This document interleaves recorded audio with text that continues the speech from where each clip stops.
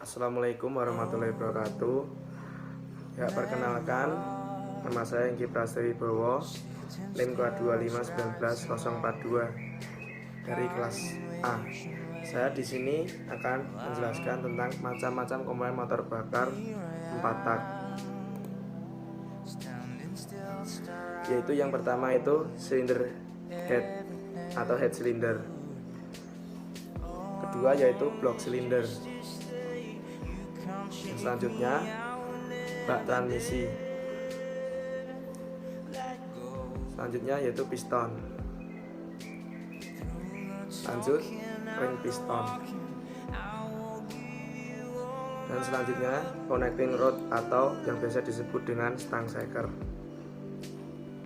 Lanjut yaitu klep ataupun katup, biasa di dalam bahasa Inggris biasa disebut juga dengan valve.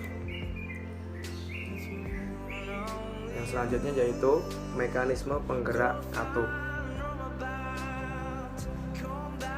Dan selanjutnya poros engkol, intake manifold, dan yang terakhir yaitu knalpot atau exhaust manifold. Nah, di sini kita disajikan gambar mesin patak ataupun potongan dari mesin patak yang berisi tentang atau bergambar tentang macam-macam komponen di dalamnya. Saya di sini akan menjelaskan cylinder head atau head cylinder. Kalau di bengkel pinggir jalan biasa disebut dengan kop, cylinder kop.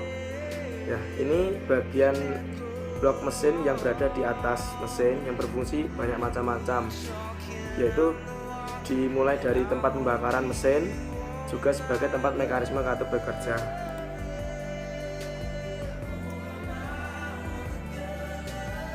Untuk selanjutnya yaitu blok silinder.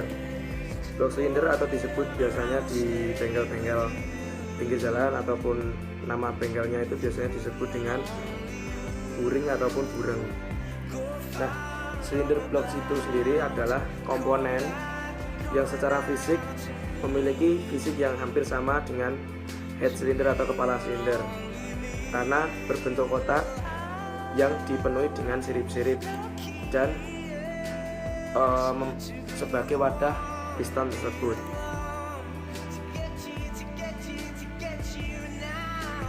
Oke, untuk selanjutnya yaitu bak transmisi.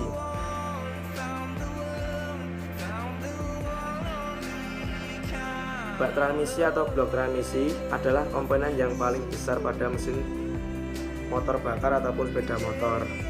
Nah, fungsi dari blok transmisi tersebut adalah sebagai tempat atau rumah dari beberapa komponen-komponen transmisi. Transmisi adalah suatu roda gigi yang bersusun yang itu dapat berfungsi sebagai penghantar antara penggerak kendaraan tersebut atau motor bakar tersebut.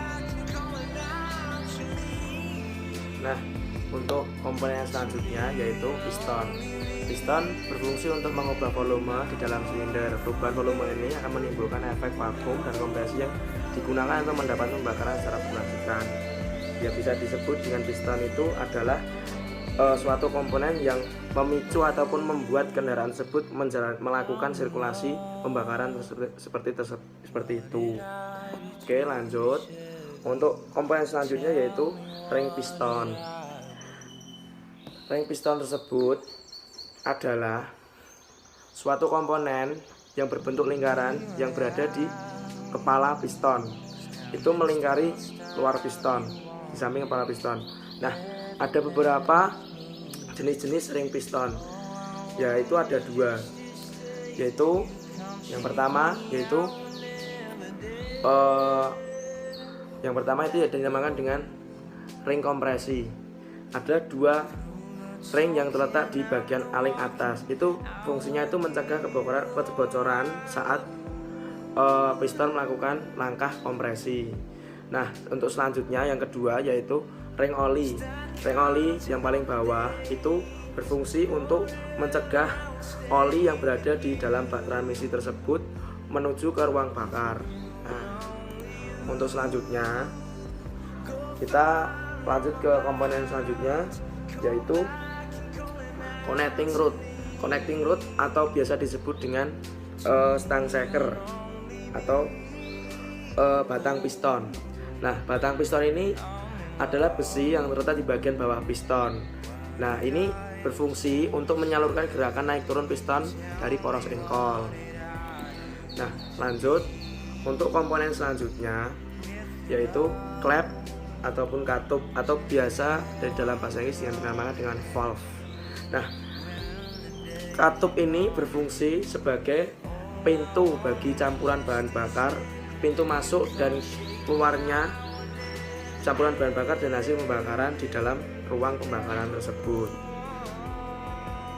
Nah, untuk selanjutnya yaitu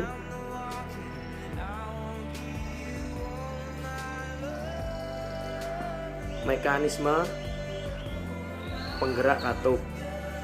Nah, ini mekanisme penggerak katup itu berfungsi untuk mengatur pembukaan katup intake dan katup maupun katup exhaust sesuai dengan timing yang ada di segala RPM. Nah, itu biasanya terletak di atas di dalam silinder head tadi. Nah, mungkin ada beberapa komponen, tapi ini saya menjelaskan dengan secara detail, dengan secara dasarnya aja. Nah, untuk komponen yang selanjutnya yaitu poros engkol atau biasa dinamakan dengan crankshaft. Nah, fungsi dari crankshaft tersebut adalah komponen untuk sebagai pengubah gerakan, dan dari piston itu gerakannya naik turun di dalam silinder blok atau biasa disebut dengan sayap di depan tadi buring atau bureng. Nah, itu poros engkol itu merubah gerakan naik turun piston itu menjadi gerakan rotasi. Nah, itu yang membuat kendaraan atau mobil ataupun motor atau kendaraan yang lain itu menjadi bisa berjalan. Nah, itu kok bisa berjalan? Nah, itu nanti sudah saya sebutkan di depan, yaitu transmisi, ya, fungsi dari transmisi tersebut atau bak transmisi tadi. Nah, untuk selanjutnya yaitu intake manifold. Intake manifold itu berfungsi sebagai selang atau penyalur udara dari karburator ataupun dari.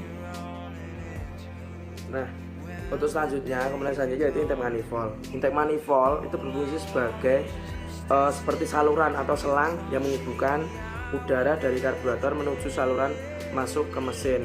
Nah, bentuk tersebut cukup simpel, selang yang cukup simpel karena hanya bentuk saluran yang memanjang. Tapi di sini saya menuliskan kenapa kok tulis penjelasan seperti ini, cuma seperti ini. Jadi itu adalah saluran yang menghubungkan untuk menyalurkan campuran bahan bakar menuju ke ruang bakar.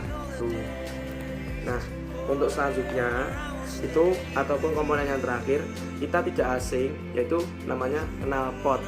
Knalpot atau biasa disebut dengan exhaust manifold ataupun dengan muffler. Nah, itu knalpot adalah saluran yang berfungsi untuk mengalirkan gas sisa pembakaran yang keluar dari mesin, hasil sisa pembakaran yang berada di ruang bakar. Nah, selain itu knalpot berfungsi juga untuk peredam suara mesin sehingga suara yang dihasilkan lebih halus dan tenang. Nah, karena apa? Di dalam sirkulasi ataupun sistem pembakaran di dalam mesin tersebut itu kan terjadi suatu ledakan yang mengakibatkan suatu suara yang aslinya itu bayangin aja teman-teman, kita punya kendaraan yang tidak berknalpot, pasti kan suaranya bising. Bahkan kalau kita iseng-iseng aja kita lihat di jalan raya ataupun itu knalpot kalau sudah tidak sesuai dengan standar pabrik pasti kan suaranya juga bising. Nah, itu dari standar pabrik pun sudah membuat sesuai dengan emisi yang ataupun sesuai dengan sistem yang sudah dibuat dari peraturan lalu lintas ataupun di kendaraan di jalan raya. Nah, mungkin itu sedikit penjelasan dari saya. Meskipun dari beberapa penjelasan tadi dari video sketch tadi yang saya jelaskan beberapa masih ada yang kurang, tapi saya berusaha untuk menjelaskan apa yang belum saya tulis di video ini, tapi saya usahakan untuk teman-teman mengetahui dari dasar-dasar komponen motor bakar yang khususnya 4 tak. Nah, mungkin sekian dari penjelasan video saya ini. Apabila ada beberapa kata-kata yang kurang paham ataupun kesalahan dari saya pribadi, saya mohon maaf. Dari saya sekian. Billahi taufiq wal hidayah. Wassalamualaikum warahmatullahi wabarakatuh.